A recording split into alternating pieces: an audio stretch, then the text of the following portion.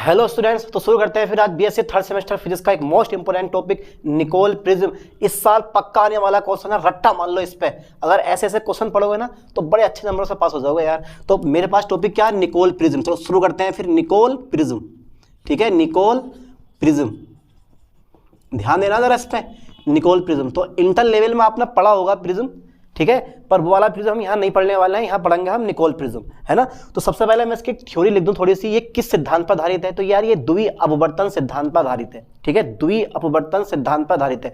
किस काम में आता है? समतल ध्रुवित प्रकाश उत्पन्न करने के काम में आता है ना। यानी कि जो अध्रुवित प्रकाश होता है उसको ये समतल ध्रुवित प्रकाश में कन्वर्ट कर देता है। कौन? Nicol prism. तो इसमें क्या होता है देखो, कायम है इसमें, ठीक है, दो कैल्साइट प्रिज्म होते हैं, दो कैल्साइट, ठीक है, प्रिज्म होते हैं। ध्यान देना क्या होते हैं, दो कैल्साइट प्रिज्म होते हैं। या फिर आप लिख सकते हो, देखो जहां पे कैल्साइट प्रिज्म लिखा ना मैंने, वहां पर आप क्रिस्टल भी लिख सकते हो। दो कैल्साइट क्रिस्टल होते हैं। अब यार ये कैल्साइट क्या होता है? ये कैल्साइट होता है कैल्शियम कार्बोनेट। क्या होता है? कैल्शियम कार्बोनेट, है ना, CaCO3, इसको बोला जाता है कैल्साइट। तो इसमें दो कैल्साइट प्रिज्म होते हैं, ठीक है, जो कनाडा, ठीक है, बाल्सम की एक परत से एक साथ जुड़े होते हैं, एक साथ जुड़े होते हैं। अरे बड़ा इजी टॉपिक है यार, जुड़े होते हैं, ध्यान देना है। तो कुल मिला के इसमें दो कैल्साइट प्रिज्म होते हैं, है ना, दो कैल्साइट प्रिज्म होते हैं जो कनाडा बाल्सम की एक पतली परत द्वारा, यानी कि एक परत द्वारा जुड़े होते हैं। ठीक है, किस सिद्धांत पर आधारित है? यह द्वितीय अपवर्तन किस पर आधारित है? द्वितीय अपवर्तन। यह द्वितीय अपवर्तन सिद्धांत पर आधारित है, सिद्धांत पर आधारित है। ठीक है, यह द्वितीय अपवर्तन सिद्धांत पर आधारित है। ठीक, किस काम में आता? यह कौन? Nicol prism. किस काम में आता? यह समतल ध्रुवित प्रकाश, समतल ध्रुवित प्रकाश उत्पन्न करने के काम में आता है, उत्पन्न करने के काम में आता है, काम में आता है। ठीक है, ये मेरे पास थोड़ी सी परिभाषा हो इसकी, यार ये निकोल प्रिज्म होता क्या है? तो क्या होता है, दो कैल्साइट प्रिज्म, या बोलेंगे इसको हम दो कैल्साइट क्रिस्टल से मिलकर बनता है, और दोनों के दोनों प्रिज्म जो होते हैं वो कनाडा बाल्सम की एक पतली परत द्वारा जोड़ दिया जाता है। अब ये परत जो होती है ना वो लिक्विड फॉर्म में होती है। ये किस पर आधारित है? यह द्वितीय अपवर्तन सिद्धांत पर आधारित है, जहां पे डबल, ठीक है, रिफ्लेक्शन होता है। यह समतल ध्रुवित प्रकाश उत्पन्न करने के काम में आता है। 3 पॉइंट हो गए। अब पढ़ लेते हैं इसकी रचना। और रचना में जो होता है भाई वो बनता है हमारा चित्र। ठीक है, तो चित्र बनाओ पहले, इसको बोलते हैं कंस्ट्रक्शन।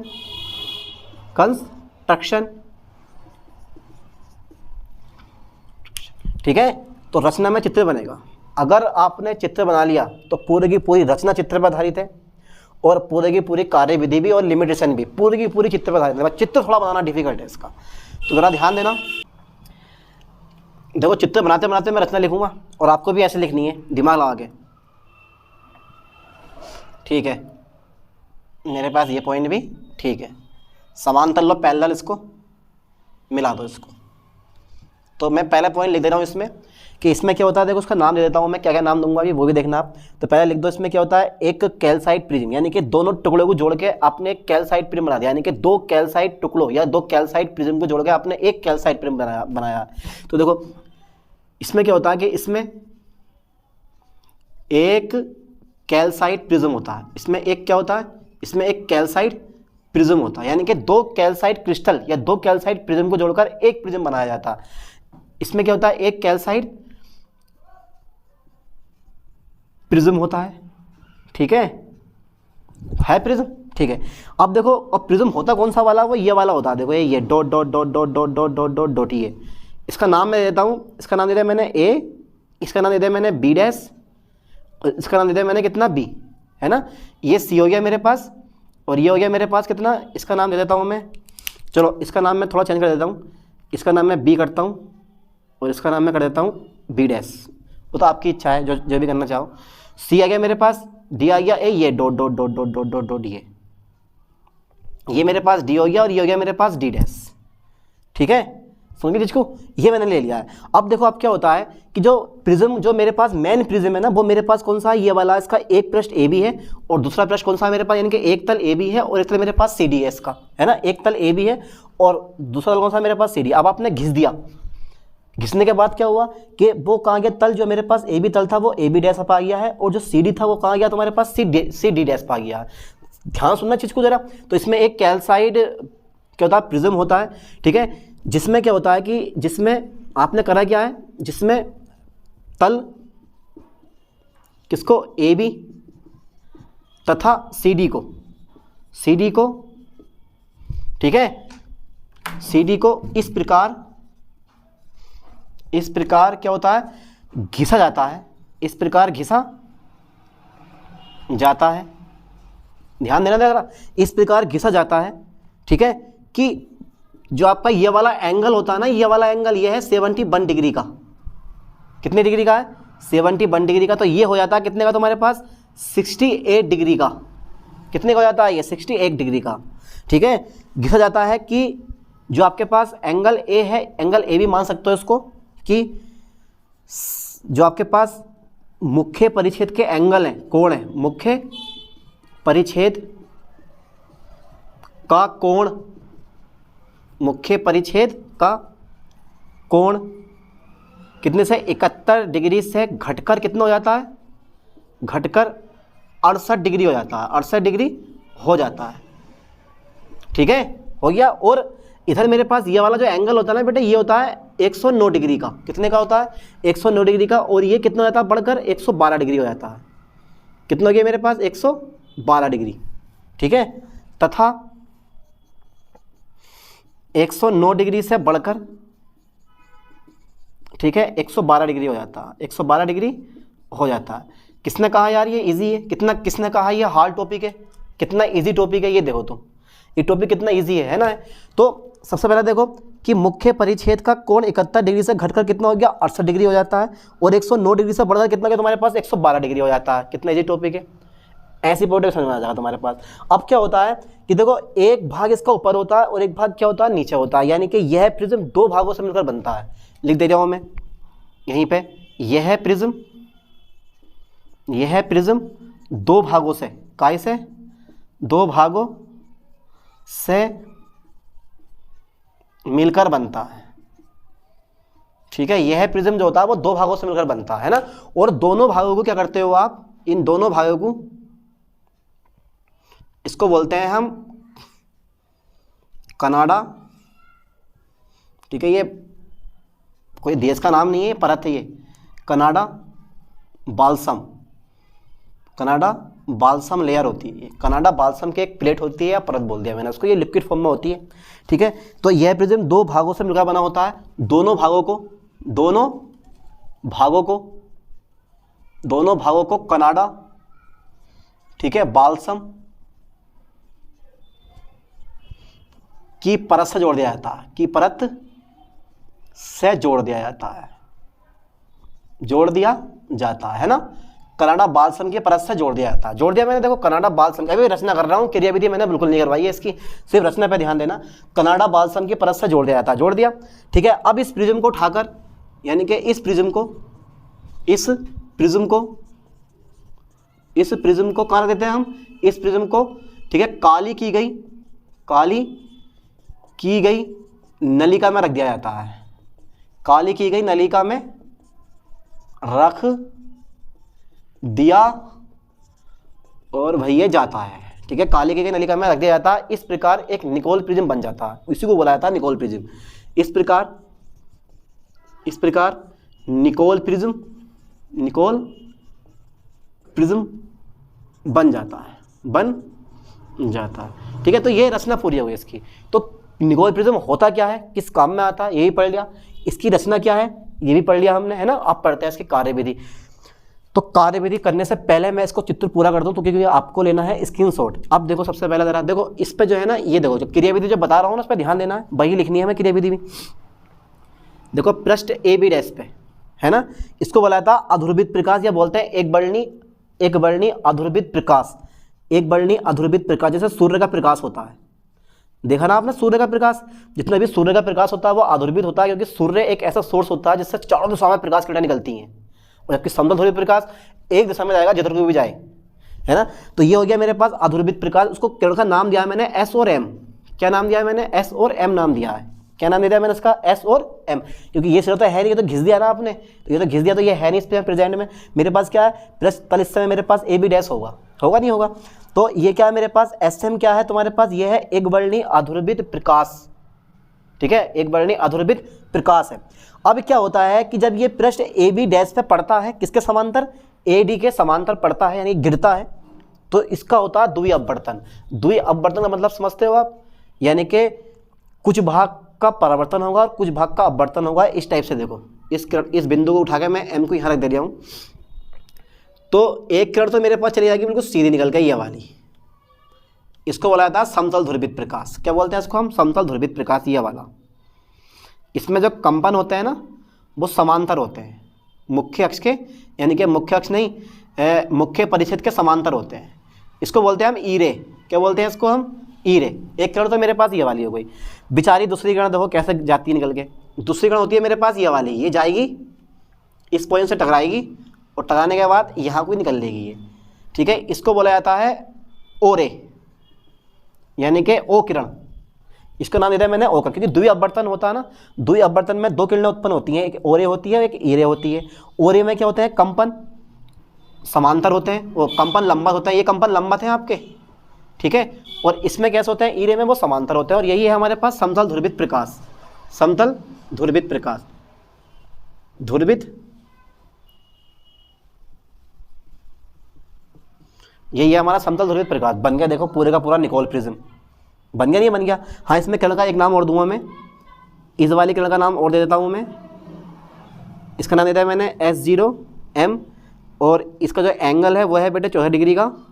ऐसे मैंने एक किरण का नाम और दिया है, चलो मैं डॉलर में कर दे रहा हूँ, उसको लिख दे रहा हूँ यहाँ, पूरी कर दे रहा हूँ लोग। इसका नाम है ऐसी। क्या नाम है इसका? मेरे पास ऐसी। इसका नाम भी, ये भी तुम्हारे पास कितना एंगल है? ये भी तुम्हारा 14 डिग्री एंगल है। ये रेंज हो गई। अगर इतने उसमें आपतित प्रकाश डालोगे आप तो ये काम करेगा, समतल ध्रुवित प्रकाश निकालेगा। और अगर इस रेंज से हट गया, ऊपर नीचे हो गया, जो ये रेंज है आपके पास, तो यहाँ से समतल ध्रुवित प्रकाश उत्पन्न आपका नहीं होने वाला। बड़ी कंडीशन होती है। तो यहाँ तक का मैंने चित्र पूरा बना दिया ये वाला, लगभग। और कुछ बचा चित्र में? चेक कर लेते हैं एक बार। और कुछ नहीं बच रहा है। चलो जब बचेगा वो देख लेंगे बाद में, फिलहाल यहाँ तक का स्क्रीनशॉट ले लो आप।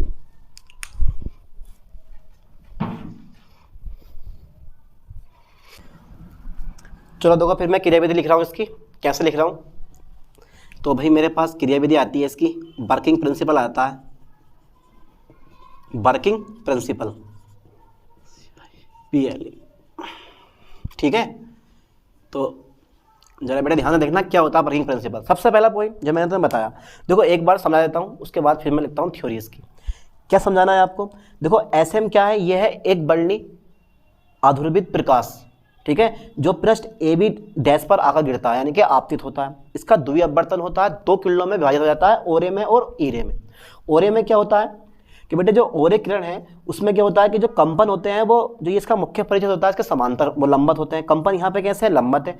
और ई रे में कंपन कैसे होते हैं हमारे पास? बिल्कुल समांतर होते हैं, है ना। इसका मतलब ये हुआ, जो ये आपके पास ओ रे होती है, ठीक है, इसका आपतन कोण जो होता है वो क्रांतिक कोण से अधिक होता है, जिसकी वजह से इसका पूर्ण आंतरिक परावर्तन हो जाता है, और ये जो है इस टाइप से मुड़ जाती है। और जो मैंने बोला है ना कि नलिका, काली नलिका में रख दिया जाता है इसको, ठीक है, तो उस काली नलिका द्वारा ये अवशोषित हो जाती है। जबकि जो आपके पास ई रे होती है वो इस आपतित प्रकाश के समांतर क्या होती है? निर्गत हो जाती है। इस प्रकार जो हमें प्रकाश मिलता है वो कौन सा मिलता है? समतल ध्रुवित प्रकाश मिलता है, जिसमें कंपन कैसे होते हैं हमारे पास? समांतर होते हैं, है ना। बस इतनी सी लैंग्वेज लिखनी है यार, बन गया तुम्हारे पास पूरी कार्यविधि। फिर पढ़ लेंगे इसकी लिमिटेशन, वो भी छोटी सी है।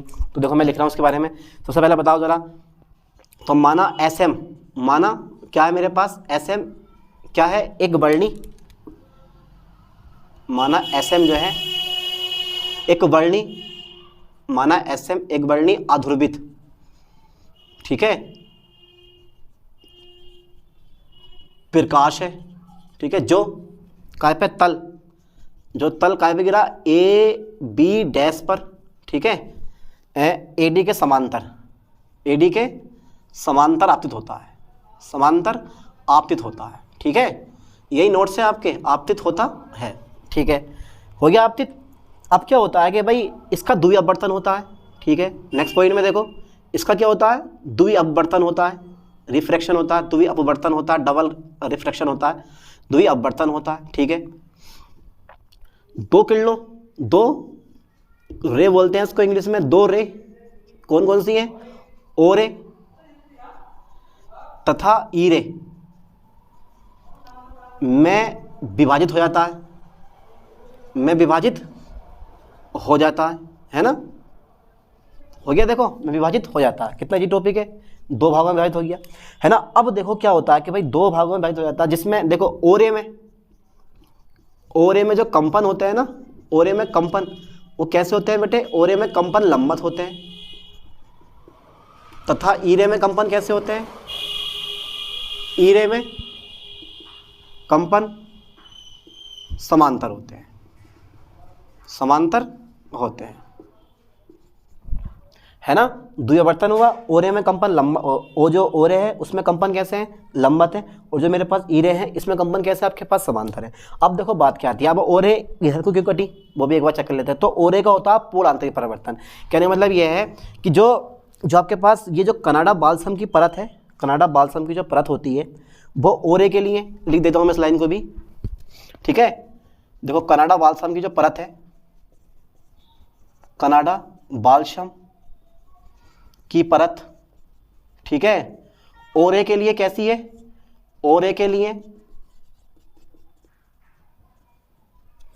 की परत, ओरे के लिए कनाडा बालसम की जो परत होती है ना वो ओरे के लिए जो होती है, ध्यान देना जरा, ओरे के लिए विरल तथा ईरे के लिए सघन होती है, सघन होती है, ठीक है। खास बात तो ये आती है, जो इस ओरे का होता है ना, ओरे का आपतन कोण क्रांतिक कोण से अधिक होता है, और जहां आपतन कोण क्रांतिक कोण से अधिक होता है वहां पूर्ण आंतरिक परिवर्तन होगा, आपने इंटर में पढ़ रखा होगा, ठीक है। ओरे का आपतन कोण जो होता है, आपतन कोण वो ईरे से कैसा होता है, ईरे से अधिक होता है, और क्रांतिक कोण से अधिक होता है, क्रांतिक कोण से कैसा होता है, अधिक होता है। ध्यान देना कैसा होता है बेटे, अधिक होता है, ठीक है भाई, चलो अधिक होता है। ईरे का जो यानी कि ओरे का जो क्रांतिक कोण है वो ईरे के क्रांतिक कोण से कैसा है, अधिक है, यानी कि ओरे का जो क्रांतिक कोण है, ओरे का जो आपतन कोण है वो इस जो क्रांतिक कोण मेरे पास आएगा उससे कैसा अधिक है यहाँ पर, है ना। तो क्रांतिक कोण से कैसा है, अधिक होता है। इसका पूर्ण आंतरिक परिवर्तन होता है, इसका पूर्ण आंतरिक परिवर्तन होता है, पूर्ण आंतरिक परिवर्तन होता है, ठीक है, जिसे, ठीक है, काली नलिका द्वारा अवशोषित कर लिया जाता है, अवशोषित कर लिया जाता है, ठीक है, कर लिया मैंने, अवशोषित कर लिया जाता है। तो ये तो अवशोषित हो गया हमारे पास, बचा क्या हमारे पास, अब बचा हमारे पास ईरे, क्या बचा हमारे पास, ईरे जो होता है वो क्या होता है तुम्हारे पास, आपतित प्रकाश के समांतर निर्गत हो जाता है ना। तो जो ईरे होती है, ईरे वो आपतित प्रकाश के समांतर, आपतित प्रकाश के समांतर, ठीक है, निर्गत हो जाती है, निर्गत हो जाती है, इस प्रकार प्राप्त प्रकाश समतल ध्रुवित होता है, समतल ध्रुवित होता है, तथा कंपन कैसे होते हैं, तथा कंपन समांतर होते हैं, समांतर होते हैं। तो कंपन कैसे होते हैं इसके, समांतर होते हैं। एक चीज़ और रह गई है, देखो इसमें यार एक चीज़ और रह गई है, जो ओरे का अपवर्तनांक होता है किसके अकॉर्डिंग, इस क्रिस्टल के अकॉर्डिंग। क्रिस्टल कौन सा है मेरे पास, कैल्साइट क्रिस्टल के लिए कितना होता है वो चेक कर लेते हैं, ईरे का अपवर्तनांक कितना होता है वो चेक कर लेते हैं, और इस कनाडा बालसम का अपवर्तनांक कितना होता है वो भी चेक कर लेते हैं हम। तो जो मेरे पास देखो उसका था ना ओरे का अपवर्तनांक, ध्यान देना बेटे इस पे, ये मेन पॉइंट है। ओरे का जो अपवर्तनांक आता है किसके लिए आता है, ये आता है तुम्हारे पास क्रिस्टल, कौन सा क्रिस्टल है मेरे पास, कैल्साइट क्रिस्टल के लिए कितना आता है देखो, वो आता है 1.66 और तुम्हारे पास कनाडा बाल्सम, ठीक है, परत का अपवर्तनांक इसका आता है बेटे 1.55, कितना आता है 1.55। और जो तुम्हारे पास ईरे का आता है, ईरे का अपवर्तनांक वो भी चेक कर लेते हैं कितना आता है। तो ईरे का जो अपवर्तनांक आता है वो आता है तुम्हारे पास 1.99, कितना आता है 1.9। इसका मतलब यह है कि जो कनाडा बाल्सम परत का अपवर्तनांक है 1.55 वो ओरे का अपवर्तनांक और तुम्हारे पास ईरे के अपवर्तनांक क्या है, बीच में है ना। तो अब इसकी पढ़ लेते हैं लिमिटेशन, पहले यहाँ तक का आप स्क्रीनशॉट लें, इसके बाद पढ़ते हैं लिमिटेशन इसकी। तो लिमिटेशन देख लेते हैं इसकी, क्या लिमिटेशन है इसकी, लिमिटेशन, ठीक है। तो देखो ज़्यादा लिमिटेशन नहीं, सबसे पहला एक पॉइंट याद कर लो, जो आपके पास आपतित प्रकाश है ना तो वो अधिक अभिसारी हो और ना ही वो अधिक कैसा हो, अपसारी हो। ध्यान देना, समतल ध्रुवित प्रकाश प्राप्त करने के लिए, समतल ध्रुवित प्रकाश प्राप्त करने के लिए,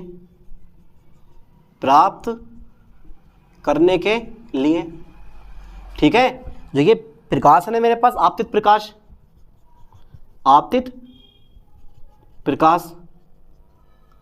ना तो अधिक अभिसारी हो, ना तो अधिक कैसा हो, अभिसारी हो, और ना ही अधिक